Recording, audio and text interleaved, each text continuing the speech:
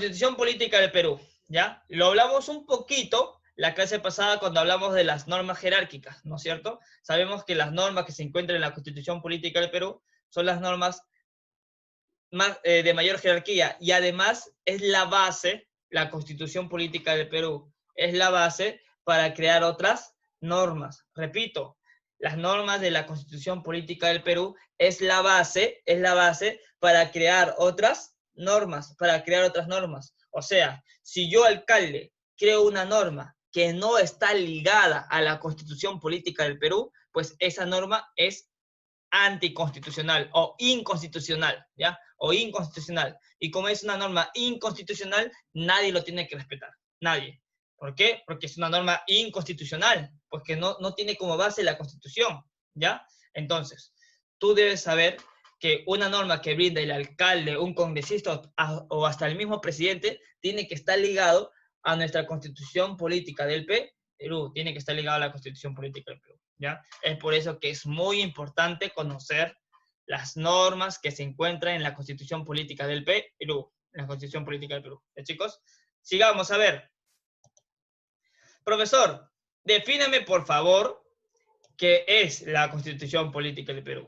La Constitución Política del Perú es la norma jurídica, ¿ya? Porque la brinda el Estado, ¿no es cierto? Es la norma jurídica fundamental del Estado. También es denominado Carta Magna, ¿ya? Carta Magna. Profesor, ¿por qué lo llaman Carta Magna a nuestra Constitución Política del Perú? Bueno, básicamente lo llaman Carta Magna. ¿Por qué? Porque, bueno, es una carta en la cual está una serie de normas y deberes y leyes, etcétera, etcétera. Es una carta magna. Magna viene de grande, ¿ya? O sea, carta grande. Es una carta grande. O sea, la Constitución Política del Perú es una carta grande. O sea, carta magna. Entonces, también lo pueden decir Constitución Política del Perú o nuestra Carta Magna. Lo pueden decir de las dos maneras, ¿ya? Cada vez que tú escuches, digamos, por televisión, porque a veces las televisiones pasan, digamos, los juicios que se le hace, ahora que está de moda hacerle juicios a los expresidentes, hacerle juicios a los exalcaldes, como está de moda hacer los juicios a ellos. Entonces, tal vez la televisión pase como un juez está explicando por qué se va a ir o por qué se tiene que ir preso un ex representante del Estado, y va a hacer siempre mención a nuestra Carta Magna. El juez podría decir, mire juez, mire señores, en nuestra Carta Magna se encuentra estos derechos y estos deberes. Y va a mencionar siempre la Constitución. La Carta Magna es nuestra Constitución Política del Perú. ¿Ya, chicos? Listo. Particularidad de nuestra Constitución Política del Perú. ¿Cuál es su particularidad, profesor? Aquí están consagrados nuestros derechos y deberes. Derechos y deberes que todo ciudadano debe conocer. Repito, derechos y deberes, no solo derechos. Ojo, muchos de nosotros nos agarramos, nos abrazamos. Mire, yo tengo mis derechos, Sí, tenemos nuestros derechos. Bacán, está bien. Tenemos que hacerle respetar nuestros derechos. Pero también tenemos nuestros deberes. Y los deberes también son muy importantes, ¿ya? Entonces, tenemos derechos y deberes. Los dos siempre tienen que ir de la mano, ¿ya? Muchas personas reclaman sus derechos y está bien, bacán que reclamen, pero también tienen que ser responsables y respetar sus deberes. Los dos tienen que ir de la mano, ¿ya, chicos? Lamentablemente, muchas personas no conocen de estas definiciones. Muchas personas no conocen, digamos, cómo es ser un verdadero ciudadano. Por lo tanto, desconocen de sus deberes y desconocen de sus derechos. Es por ello que es el curso de educación cívica, yo lo dije en la primera clase, que es muy importante para conocer nuestros derechos y deberes. Aparte de eso, profesor, ¿qué más tiene nuestra Constitución? Tiene la forma de cómo está organizado el Estado, de cómo se organiza el Estado. La organización y el funcionamiento del Estado también se encuentra en nuestra Constitución Política del Perú, ¿ya? Ahí vas a encontrar cómo se organiza el Estado, cómo se organiza el Congreso, cómo se organiza nuestro presidente, nuestros ministros, etcétera, etcétera, etcétera. ¿Ya, chicos? Muy bien. Sigamos. Entonces, para fundamentar un poco, la Constitución tiene dos partes, ¿ya? Nuestra Constitución tiene dos partes, ¿ya? Dos partes. Acuérdate, por favor, dos partes. La parte dogmática y la parte orgánica, ¿ya? Parte dogmática y parte orgánica, ¿ya? Profesor, en la parte dogmática, en esta parte dogmática, ahí están comprendidos todos nuestros derechos y deberes, ¿ya? En la parte dogmática está comprendida todos nuestros derechos y deberes, ¿ya? todos nuestros derechos y deberes. Y profesor, y la parte orgánica, la palabra orgánica viene de la palabra organización, ¿ya? Repito, la palabra orgánica, cada vez que tú escuchas orgánica, siempre se refiere a organizar, formas de organizar, ¿ya? Formas de organizar. Entonces, la parte orgánica de la Constitución, ¿qué establece? Establece el funcionamiento y la estructura del Estado. ¿Cuál es su estructura y cuál es su funcionamiento del Estado? Se encuentra en la parte orgánica. O sea, básicamente, en la parte orgánica es cómo está organizado el Estado, ¿ya? Cómo está organizado el Estado se encuentra en su parte orgánica, ¿ya? Y en la parte dogmática, como tú ya sabes, están todos nuestros derechos y deberes, derechos y deberes. Entonces, dos partes tiene la Constitución. Nuestra parte dogmática y nuestra parte orgánica, ¿ya? Dogmática, nuestros derechos y deberes, y la parte orgánica están cómo está organizado, de qué manera se organiza el Estado peruano. ¿Sí, chicos? Listo, muy bien. Entonces, cada vez que te pregunte alguien, digamos, ¿no? En la calle, a ver, chico, tú, ¿cuántas partes tiene el Estado? Y tú, bueno, el Estado, perdón, ¿cuántas partes tiene la Constitución? Bueno, la Constitución tiene dos partes, dogmática y orgánica. En la parte dogmática se encuentran todos nuestros derechos y deberes, y en la parte orgánica se encuentra cómo se funciona, cómo se organiza el Estado peruano. Y la persona, muy bien, genial. ¿Ya, chicos? Listo. A ver, sigamos. El poder constituyente. Vamos acá, mira. Profesor, poder constituyente. ¿Qué es el poder constituyente? El poder constituyente somos nosotros, el pueblo. El pueblo es el poder constituyente. El pueblo es el poder constituyente, porque somos nosotros que avalamos y fortalecemos nuestra Constitución. Nosotros avalamos, o sea, vamos a avalar la Constitución, ¿ya? Vamos a, digamos, a respetarla y avalarla, porque si nosotros no la avalamos la Constitución, pues la Constitución tiende a caer y se tiende a hacer otra Constitución. O sea, gracias al poder constituyente, o sea, gracias al pueblo, gracias a nosotros, el pueblo, porque el poder constituyente es el pueblo, gracias a nosotros, vamos a avalar nuestra Constitución. Lo vamos a avalar, ya lo vamos a fortalecer. Y si nosotros no lo avalaríamos, esa Constitución entra en crisis y se crea otra Constitución, ¿ya? Se crea otra Constitución.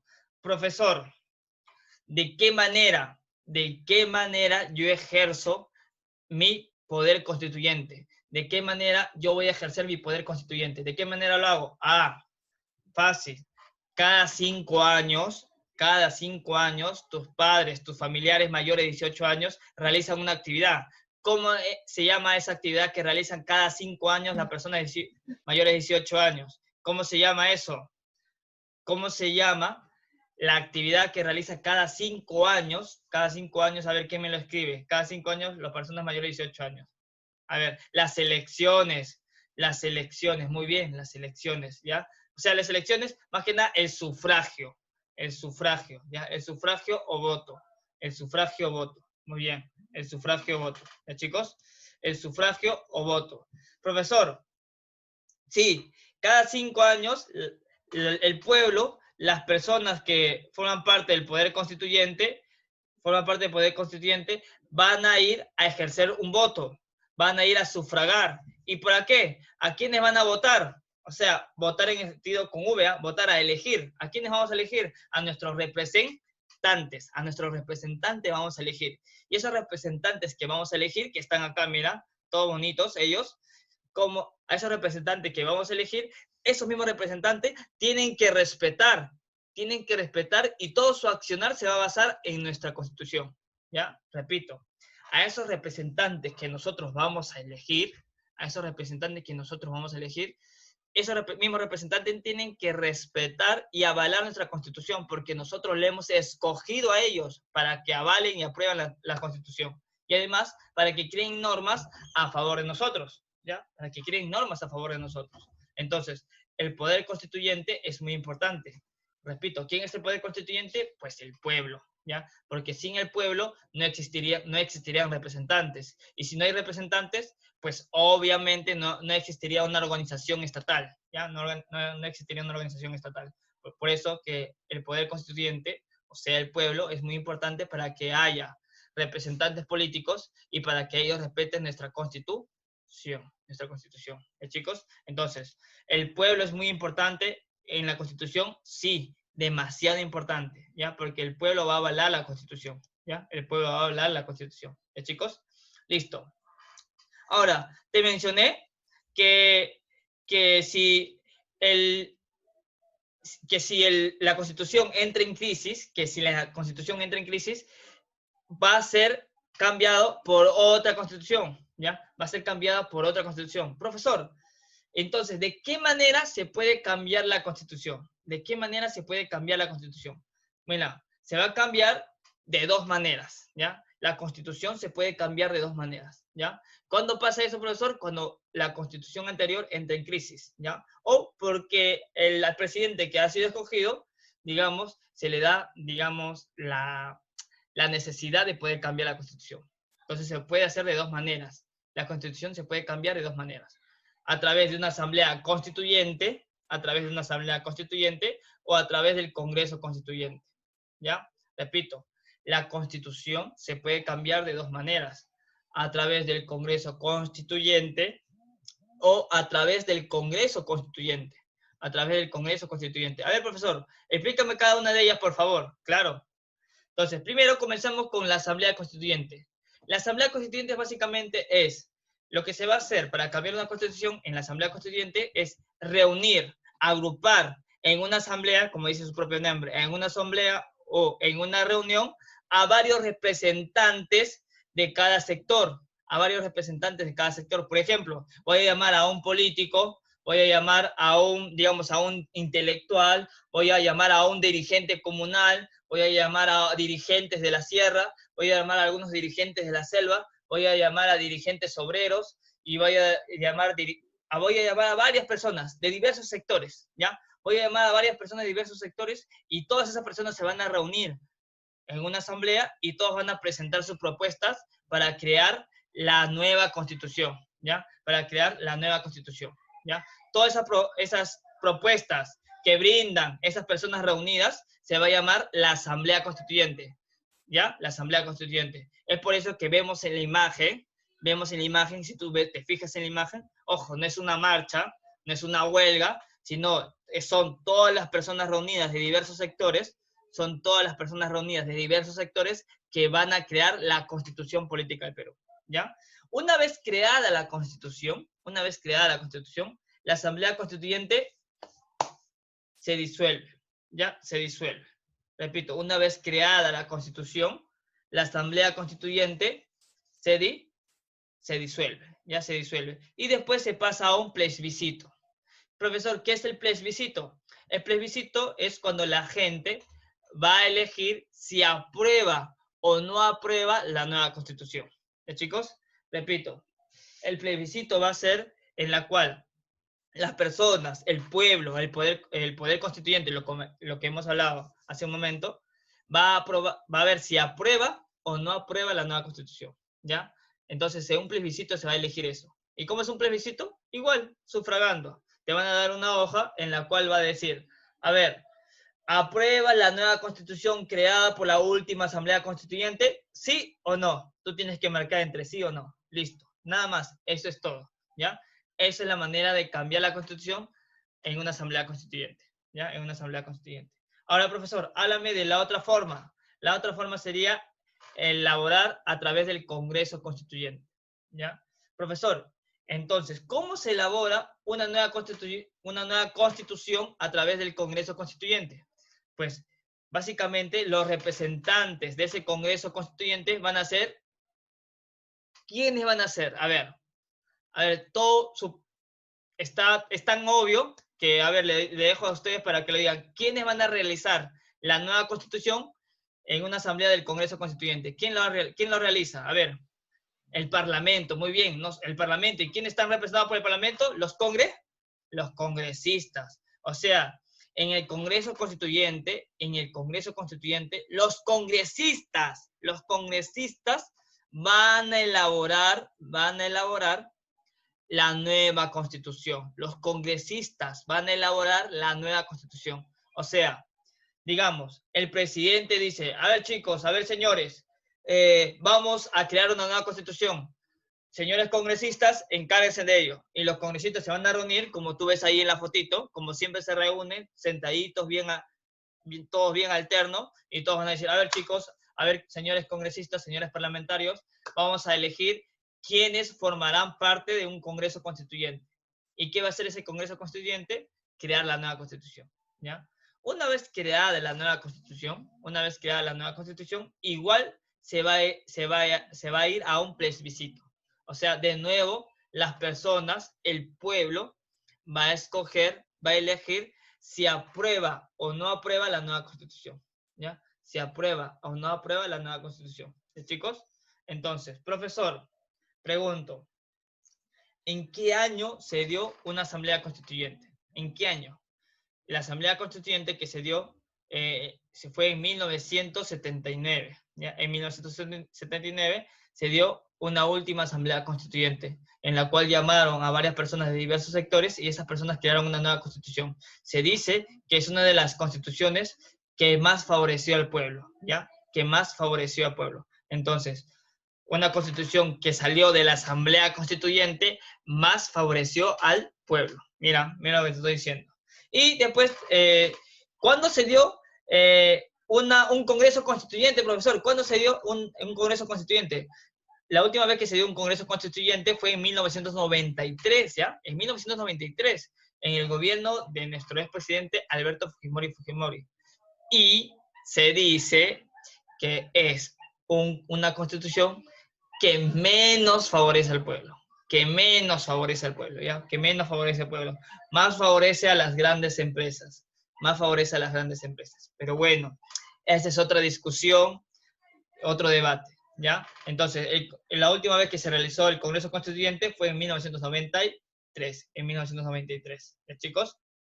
Entonces, tenemos dos formas de crear una nueva constitución, a través de una asamblea constituyente o a través de un Congreso Constituyente. Tú ya opina cuál es el más democrático o cuál es el más favorable. Ya tú ya te dejo tu opinión. ¿Ya, chicos? A ver, sigamos. Profesor, ahora hablemos, por favor, de la actual Constitución del Perú. Hablemos ahora de eso, profesor. Listo. Hablemos de ello, entonces. La última Constitución del Perú se llama la Constitución de 1993, porque se declaró en ese mismo año. Profesor, ¿quién era el presidente de la Constitución que elaboró la Constitución de 1993, que hasta el día de hoy rige? ¿Ya? Alberto Fujimori. Alberto Fujimori, genial. Alberto Fujimori, apodado el Chino, porque muchas personas la conocen como el Chino. Alberto Fujimori creó nuestra última Constitución en el Perú, de 1993, ¿ya? Muchos de ustedes, obviamente, todavía ni nacían, ¿ya? Este humilde profesor solamente tenía 1 año de vida, nada más, ¿ya? Cuando se elaboró la última Constitución de Perú en 1993, ¿ya? En 1993. O sea, quiere decir que esta Constitución ya tiene 27 años de vigencia, ¿ya? 27 años de vigencia ya tiene esta Constitución de 1993. ¿Ya, chicos? 27 años de vigencia. Y profesor, otro dato curioso es que esta última Constitución de 1993 es la 15ª Constitución del Perú. ¿Cómo es eso? O sea, hemos tenido en el Perú 15 constituciones con la última. 15 constituciones hemos tenido a lo largo de la historia del Perú. ¿Ya? A lo largo de la historia del Perú hemos tenido 15 constituciones, siendo la última la Constitución de 1993. ¿Ya, chicos? Listo. Profesor, por favor, dime esas partes. ¿Qué partes tiene? ¿Cómo se estructura la Constitución de 1993? Bueno, la Constitución de 1993 contiene 6 títulos, ¿ya? Contiene 6 títulos. 6 títulos. Vamos a contarlos, por favor. Mira acá el cuadrito, por favor. Tiene títulos. Mira, acá está títulos. Título 1, de la persona y la sociedad. Título 2, del Estado y la nación. Título 3, del régimen económico. Título 4, de la estructura del Estado. Título 5, de las garantías constitucionales. Título 6, de la reforma de la Constitución. Chicos, o sea, 6 títulos tiene nuestra Constitución actual. Profesor, ¿cuántos capítulos tiene nuestra Constitución? Pues tiene 26 capítulos, ¿ya? 26 capítulos. A ver, contamos 14 más 6, 20, más 4, 24, más 2, 26. ¿Ya? 26 capítulos tiene nuestra Constitución. Tenemos 206 artículos, ¿ya? 206 artículos tenemos nosotros. En nuestra Constitución tenemos 206 artículos.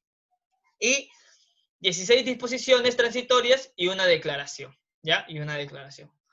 A ver, profesor, coméntame un poquito de cada título. ¿De qué va cada título? ¿Ya? A ver, en el primer título, que se llama de la persona y de la sociedad, ahí se encuentran escritas todos nuestros derechos y deberes, ¿ya?